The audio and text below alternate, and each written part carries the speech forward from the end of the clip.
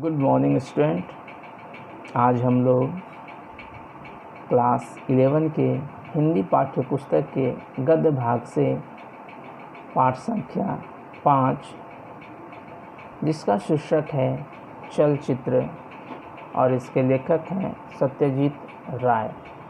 पिछले अध्याय में हम लोगों ने सत्यजीत राय के जीवन परिचय को पढ़ा था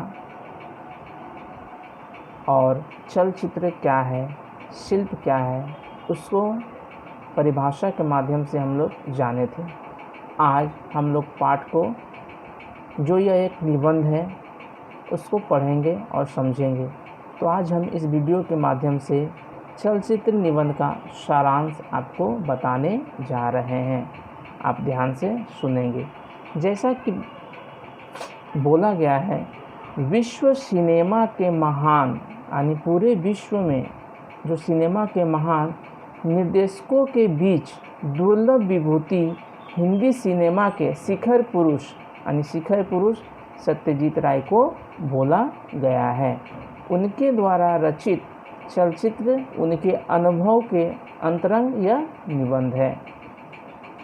फिल्मों पर लिखे गए उनके अनेक निबंधों में से हिंदी में रूपांतरित, यानी उनके द्वारा फिल्म के ऊपर बहुत सारे निबंध को लिखा गया है, लेकिन हिंदी में रूपांतरित चलचित्र एक संकलित निबंध है। इस निबंध में राय ने फिल्म की कला और तकनीकी पर जोर देते हुए उदाहरण के रूप में पेश किया है और पाठकों के बीच इसको लाने का प्रयास किया है कि आखिर फिल्म बनती कैसे है, फिल्म में किस किस तकनीकी का प्रयोग किया जाता है, फिल्म में कौन सी कला का प्रयोग होता है। ये सारे बातें हम लोगों के सामने लाने का कोशिश किए हैं। आगे हैं सबसे प्रमुख, इसमें पंथेर पंचाली फिल्म को चलचित्र निबंध में सजीव चित्रण किया गया है। यानी पंथेर पंचाली द्वारा हम लोग के सजीव चित्रण, जो जीवित रूप से हम लोगों के आँखों के सामने चलते फिरते नज़र आया है, इस तरह से उन्होंने उदाहरण के रूप में पेश किया है। लेखक सत्यजीत राय ने कला और तकनीकी से संबंधित सिनेरियो, सेट्स, शूटिंग, एडिटिंग के बारे में पाठकों को बताने के साथ साथ shots, long shot, mid shot, close up, denting, forward, panning, develop, fade out, moviola, पार्श्व संगीत, ट्रैक फॉरवर्ड आदि में समाहित रहस्यों एवं शिल्पों का परिचय कराया है। एक बार फिर से हम लोग ध्यान देंगे। पिछले बार हम लोग शिल्प के बारे में पढ़ा था कि शिल्प का शाब्दिक अर्थ है गढ़ना, यानी तैयार करना। तो अगर कोई फिल्म बनाते हैं तो उसके लिए किस किस तकनीकी को हमको गढ़ना पड़ेगा, किस किस तकनीकी का प्रयोग करना पड़ेगा, तो उसी तकनीकों का कुछ नाम दिया है, जो मैं दोबारा आपको फिर से दोहरा रहा हूँ। जैसा कि बोला गया, scenario, sets, shooting, editing, mid shot, close up, shot, long shot, track forward, पार्श्व संगीत। आगे आपको प्रश्न के माध्यम से ये सारे का अर्थ बताया जाएगा कि ट्रैक फॉरवर्ड क्या है, मिड शॉट क्या है, लॉन्ग शॉट क्या है, क्लोजअप क्या है, किसे कहते हैं। आगे है सत्यजीत राय द्वारा निर्मित एवं निर्देशक फिल्म पंथेर पंचाली बंगाल के ग्रामीण जीवन की विस्मयजनक वास्तविक रूप से मूर्त हो उठती है। फिल्म को कान में उत्कृष्ट मानवीय दस्तावेज कहा गया, यानी कान महोत्सव के अंदर इसको एक मुख्य रूप से एक दस्तावेज के रूप में बताया गया है।